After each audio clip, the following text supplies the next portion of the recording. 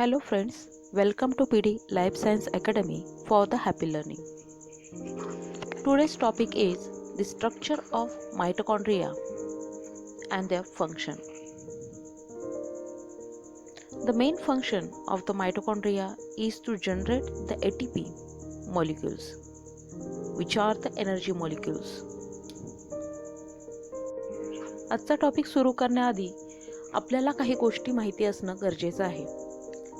Mitochondria ही एटीपीचं generation करतात. ATP is a energy molecule. हीच energy आपण वेगवेगळ्या ॲक्टिव्हिटी करण्यासाठी वापरतो. फिजिकल ॲक्टिव्हिटी असतील किंवा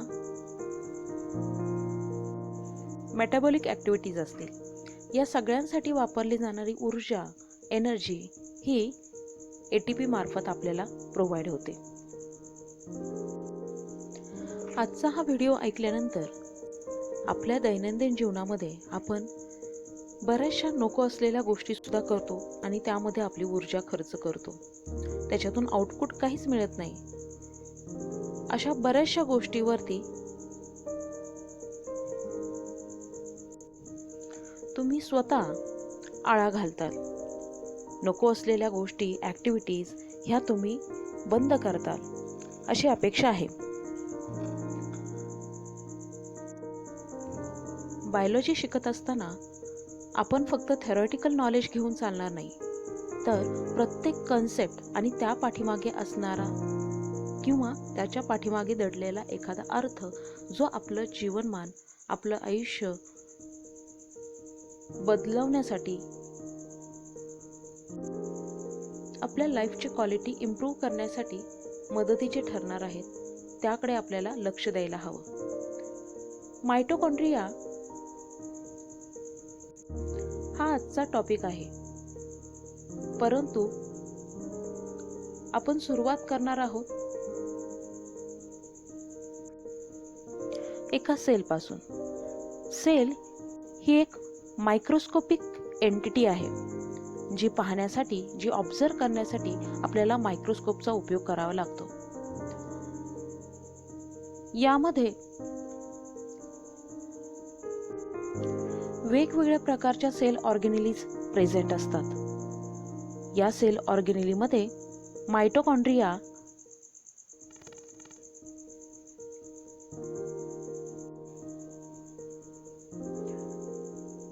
व्हॅक्यूल्स,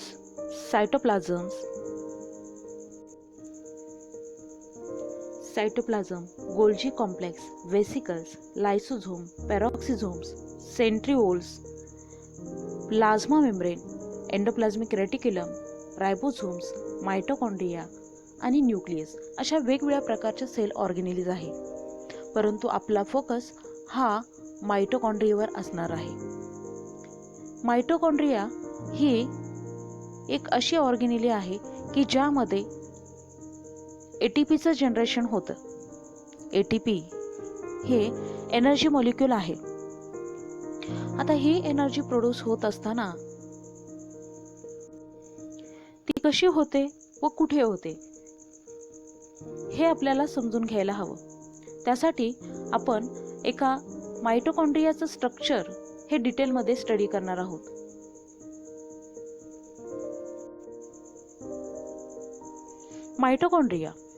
माइटोकॉन्ड्रियाला पॉवर हाऊस ऑफ सेल असंही म्हणतात. त्याचं स्ट्रक्चर हे या ठिकाणी दाखवलेलं आहे.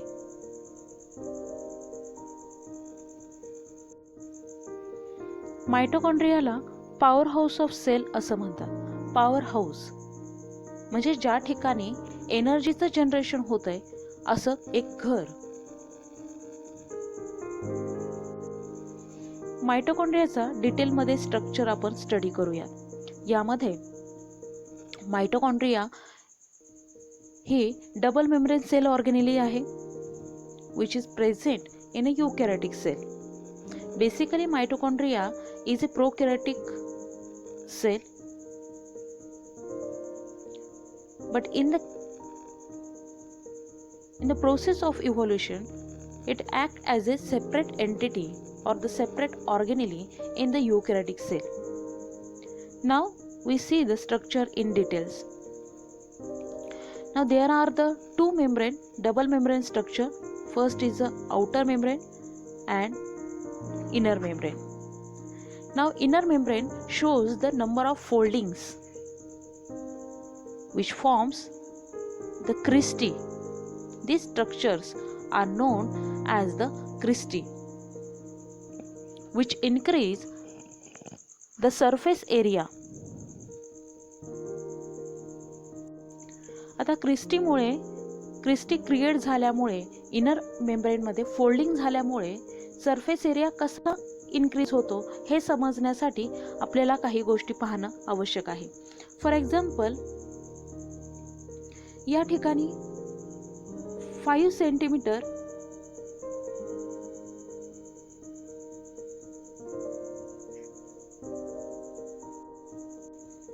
ए आणि बी पॉइंट या दरम्यानचं अंतर हे 5 सेंटीमीटर आहे.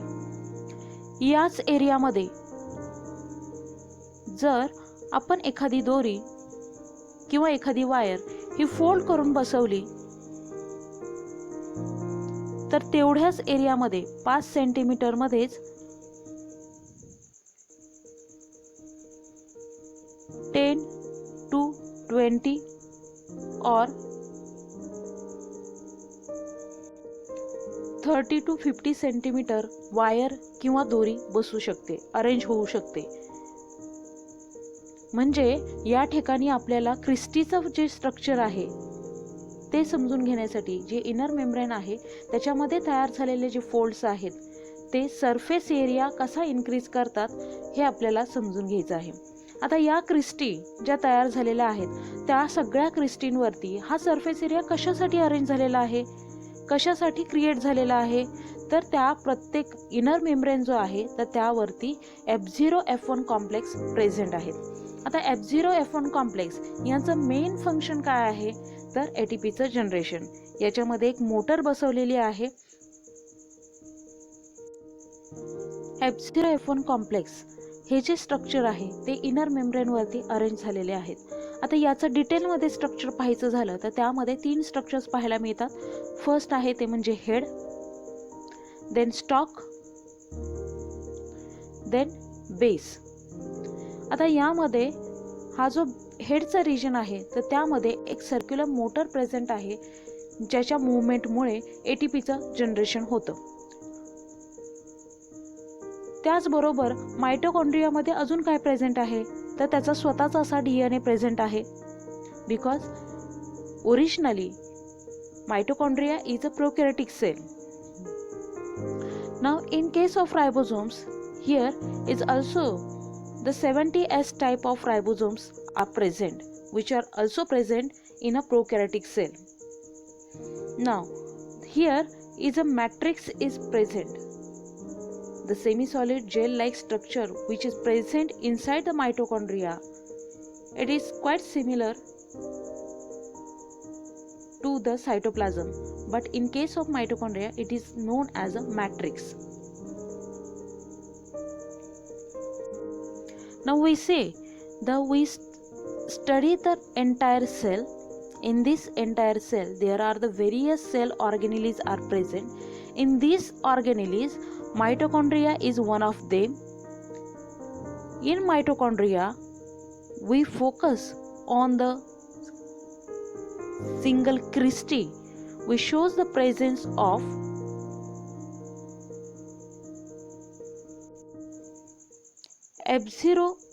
F1 F0 particles, which are the basic units or which are the responsible for the generation of ATP molecules.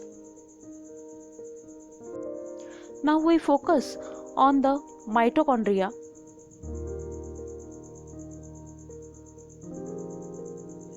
Which is actually the ATP generating molecule, or it is also called as a powerhouse of cell.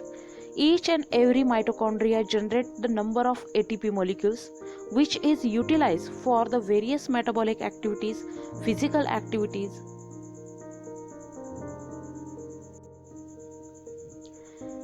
ही जी ऊर्जा आहे ती कुठून तयार होते, कुठे तयार होते, आपलं एवढं मोठं शरीर आहे, आपल्या शरीरामध्ये वेगवेगळ्या ऑर्गन सिस्टीम्स आहेत. ऑर्गन सिस्टीम्स ह्या ऑर्गनपासून बनलेल्या आहेत. ऑर्गन सिस्टीम टिश्यूपासून बनलेल्या आहेत. टिश्यूज ह्या सेलपासून बनलेल्या आहेत आणि सेल ह्या वेगवेगळ्या सेल ऑर्गेनेलिजपासून बनलेल्या आहेत. त्या सेल ऑर्गेनेलिजमध्ये एक आहे मायटोकॉन्ड्रिया आणि या मायटोकॉन्ड्रियामध्ये एटीपीचं जनरेशन होते. आता हा एटीपी मॉलिक्यूल मायटोकॉन्ड्रिया तयार करत असला तरी त्यासाठी महत्त्वाचा भाग आहे तो म्हणजे या ठिकाणी मायटोकॉन्ड्रियामध्ये कोणती प्रोसेस होते. आपण जे काही अन्न घेतो त्याचं मेकॅनिकल ब्रेकडाऊन आपल्या माउथमध्ये होतं. स्टमकमध्ये गेल्यानंतर ॲसिडिक ट्रीटमेंट असेल, अल्कलाईन ट्रीटमेंट असेल, याच्या मदतीने आपलं जे फूड आहे, आपण इंटेक केलेलं जे फूड आहे त्याचं डायजेशन केलं जातं आणि त्याचं कन्व्हर्जन हे सिम्पल मॉलिक्युल्समध्ये केलं जातं. या सिम्पल मॉलिक्युल्सचं कन्व्हर्जन हे ग्लुकोज मॉलिक्यूलमध्ये होतं. हे ग्लुकोज मॉलिक्यूल ब्लड थ्रू ज्याला लिक्विड कनेक्टिव्ह टिश्यू असंही म्हणतात, ब्लड मार्फत ग्लुकोज मॉलिक्यूल सेलपर्यंत जातात.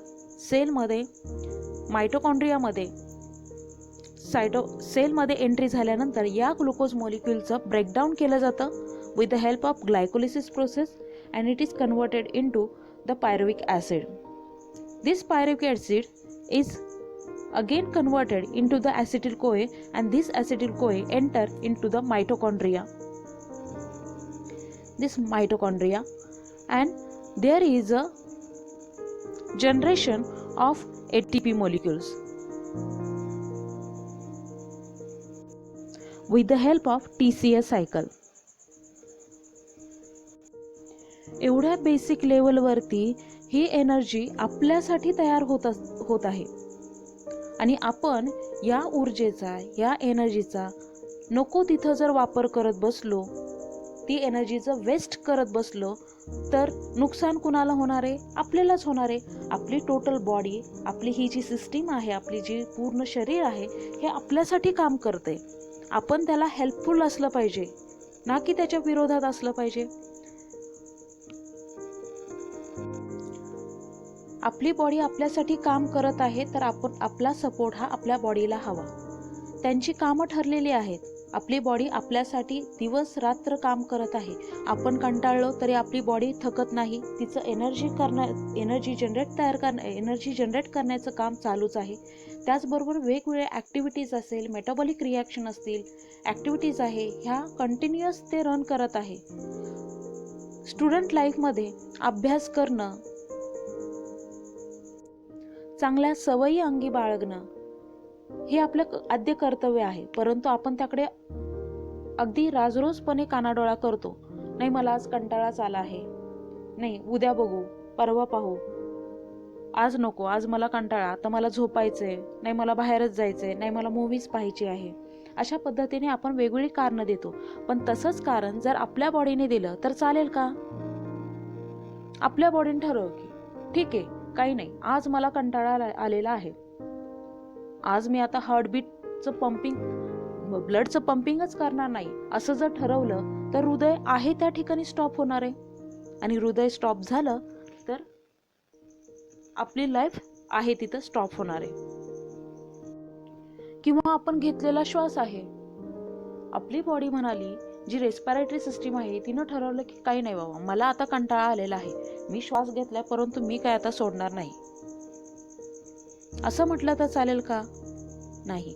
ही सगळी सिस्टीम आपल्यासाठी काम करते.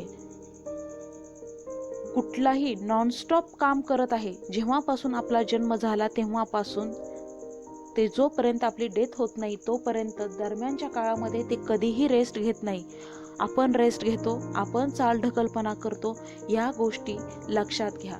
ही टोटल सिस्टीम किती बेसिक लेवलवर काम करते, अविरत निरंतर काम करते आपल्याला एनर्जी प्रोव्हाइड करण्यासाठी.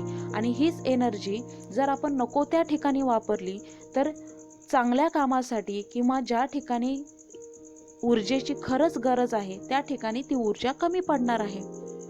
फॉर एक्झाम्पल, एखाद्याला चक्कर आली. आता ही चक्कर आल्यानंतर आपण सगळ्यात पहिल्यांदा काय देतो तर सिंपल शुगर देतो. ठीक आहे.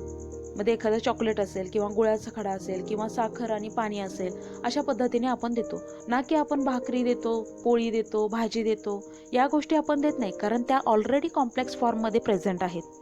आपण प्रोव्हाइड करताना सिम्पल फॉर्ममध्ये करतो, जेणेकरून ते जे ग्लुकोज आहे ते डायरेक्टली युटिलाइज होईल आणि त्याचा त्याच्यावरती ऑक्सिडेशनची प्रोसेस होऊन त्याचं ब्रेकडाऊन होऊन लवकरात लवकर कमी वेळेमध्ये ऊर्जा निर्माण होते. आता मुळात चक्कर येणं किंवा डोळ्यासमोर अंधारी येणं, या सगळ्या गोष्टी काय दाखवतात, काय दर्शवतात, तर आपल्या बॉडीमध्ये असलेली जी एनर्जी आहे ती आपल्याला काम करण्यासाठी पुरेशी नाही आहे हे ते दर्शवतं. आपली टोटल बॉडी जी आहे, आपली जी सिस्टीम आहे ती आपल्यासाठी काम करते, आपल्यासाठी ऊर्जा निर्माण करते. मग या केसमध्ये ज्या अतिमहत्त्वाच्या, जर ऊर्जेचा तुटवडा जाणवत असेल तर त्या केसमध्ये ज्या कमी महत्त्वाच्या गोष्टी आहेत त्या बाजूला ठेवल्या जातात आणि ज्या अतिमहत्त्वाच्या गोष्टी आहेत त्या चालू ठेवल्या जातात. आणि त्या अतिमहत्त्वाच्या गोष्टींना ऊर्जा कमी पडू नये म्हणून ज्या कमी महत्त्वाच्या गोष्टी आहेत तिकडची ऊर्जा ही डायव्हर्ट करून अतिमहत्त्वाच्या गोष्टींकडे आणली जाते. फॉर एक्झाम्पल, हृदय बंद ठेवणं चालेल का आपल्याला? नाही चालणार. श्वास बंद करणं चालेल का? नाही चालणार. त्याऐवजी आपल्याला जर काही दिसलं नाही, म्हणजे डोळ्याकडे जी ऊर्जा प्रोव्हाइड होते तर ती कमी केली जाते, त्यामुळे डोळ्यासमोर अंधारी येणं किंवा आपल्याला आपलं जे थिंकिंग पॉवर असेल किंवा आपलं जे ब्रेन आहे तर त्याकडे सुद्धा ही ऊर्जा कमी प्रमाणात गेल्यामुळे आपल्याला चक्कर येणं, या गोष्टी होतात. तर या ठिकाणी सगळ्यात महत्त्वाची गोष्ट काय आहे तर आपल्या बॉडीमध्ये जी ऊर्जा तयार होते आणि जे एवढे मायक्रोस्कोपिक असून मायक्रो लेवलला ही ऊर्जा तयार करत आहेत आणि आपण त्यांचा रिस्पेक्ट ठेवून, कारण ही सगळी सिस्टीम आपल्यासाठी काम करते, तर या सिस्टीमचा रिस्पेक्ट ठेवून आपण आपल्या सगळ्या ॲक्टिव्हिटी त्याकडे बारकाईने लक्ष ठेवायला हवं. आपली ऊर्जा ही नको त्या ठिकाणी वेस्ट करण्याऐवजी योग्य त्या ठिकाणी खर्च करावी आणि त्याच्यातून चांगलंच आउटपुट आपण द्यावं. आपल्याला एखादी गोष्ट समजली नसेल तर ती समजून घ्यावी. आपली स्वतःशी स्पर्धा करावी. आपण कुठे कमी आहोत, आपल्यामध्ये कुठे इम्प्रूव्हमेंट होऊ शकते, यावरती फोकस करायला हवं, ना की दुसऱ्याचं काय चाललंय, त्याचं काय चाललंय, ह्याचं काय चाललंय, ह्यानं असं केलं, त्यानं तसं केलं, या गोष्टीकडे महत्त्व देणं टाळा. कारण या गोष्टीकडे तुम्ही जेवढं लक्ष द्याल तेवढं तुम्ही तुमच्या स्वतःचा लॉस करून घेत आहात. जी सिस्टीम तुमच्यासाठी, तुमची बॉडी जी तुमच्यासाठी अविरतपणे रात्रंदिवस काम करत आहे विदाउट एनी पॉज, त्यांचं काम तुम्ही वाया घालवत आहात. त्यांनी घेतलेले कष्ट हे तुम्ही वाया घालवत आहात, याची नेहमी जाणीव ठेवायला हवी. आत्तापर्यंत आपण पाहिलं की जे माइटोकॉन्ड्रिया आहेत त्यामध्ये एटीपीचे मॉलिक्यूल जनरेट होतात आणि आता हे एटीपीचे मॉलिक्यूल डायरेक्टली यूज होत नाही आहेत. एटीपी म्हणजे ॲडेनोसिन ट्रायफॉस्फेट. आता हे जे ट्रायफॉस्फेट आहे त्यातील जे 3 फॉस्फेट मॉलिक्यूल्स आहेत त्यातील एक फॉस्फेट मॉलिक्यूल जेव्हा ब्रेक होतो त्यावेळेस त्याच्यातून रिलीज होणारी एनर्जी ही युटिलाइज केली जाते, परंतु ती निर्माण होते कुणापासून? एटीपी मॉलिक्यूलपासून. म्हणून एटीपीला एनर्जी मॉलिक्यूल असं म्हटलं जातं. आणि माइटोकॉन्ड्रियाला हे सगळे एटीपी मॉलिक्यूल माइटोकॉन्ड्रियामध्ये जनरेट होतात, म्हणून त्याला पॉवर हाऊस ऑफ सेल असं म्हणतात. तुम्हाला सगळ्यांना ही कन्सेप्ट व्यवस्थित समजली असेल. बायोलॉजी शिकत असताना प्रत्येक कन्सेप्ट समजून घेताना त्यातील काही प्रिन्सिपल्स आहेत जे आपल्याला आपल्या लाईफमध्ये इम्प्लिमेंट करायचे आहेत, त्यावरती फोकस करणं हे खूप महत्त्वाची गोष्ट आहे. माइटोकॉन्ड्रिया जी आपल्यासाठी ऊर्जा निर्माण करते, आपल्यासाठी सगळी पॉवर जनरेट करत आहे, तर त्या पॉवरचं सेव्हिंग करणं, ती योग्य त्या ठिकाणी वापरणं हे आपलं कर्तव्य आहे. त्यासाठी आपल्याला आपल्या काही सवयी बदलणं, त्याचबरोबर नको असलेल्या गोष्टी टाळणं, टाइमपास करणं, या गोष्टी बाजूला सारून सारासार विचार करून योग्य त्या गोष्टी करणं, ज्या गोष्टी आवश्यक आहेत त्याच गोष्टी करणं, वायफट बडबड करणं, नको त्या ॲक्टिव्हिटी करणं, स्वतःकडे लक्ष केंद्रित करण्यासाठी नको ते चाळे करणं, या गोष्टींना फाटा द्या. या गोष्टीसाठी जे एनर्जी वेस्ट होत आहे ती कन्झर्व करा आणि योग्य त्या दिशेने लावा. तुम्ही जे ठरवलेलं गोल आहे, जे टार्गेट आहे, तुमचं आयुष्य हे मार्गी लागेल. परीक्षेचे दिवस जवळ येत आहेत. त्याच पद्धतीने तुमचा सिलेबस असेल, रिव्हिजन असेल, एखादी कन्सेप्ट समजून घेणं असेल, या गोष्टीकडे फोकस करा आणि ही सगळी ऊर्जा डायव्हर्ट करून एका दिशेने तुमचं एक टार्गेट सेट करा. ते टार्गेट अचीव करण्यासाठी वापरा. मी आशा करते सर्वजण आपल्या एनर्जीचं योग्य त्या ठिकाणीच उपयोग करतील. जास्तीत जास्त ऊर्जा ही कन्झर्व करून ठेवतील, स्टोअर करून ठेवतील. नको त्या ठिकाणी नको ती ऊर्जा वाया घालवणार नाहीत आणि आपला फुल फोकस आपलं लाईफ इम्प्रूव्ह करण्यामध्ये असेल. हा व्हिडिओ आवडला असेल तर तुमचे फॅमिली मेंबर असतील, फ्रेंड्स असतील, त्यांना व्हिडिओ शेअर करा आणि चॅनलला सबस्क्राईब करा.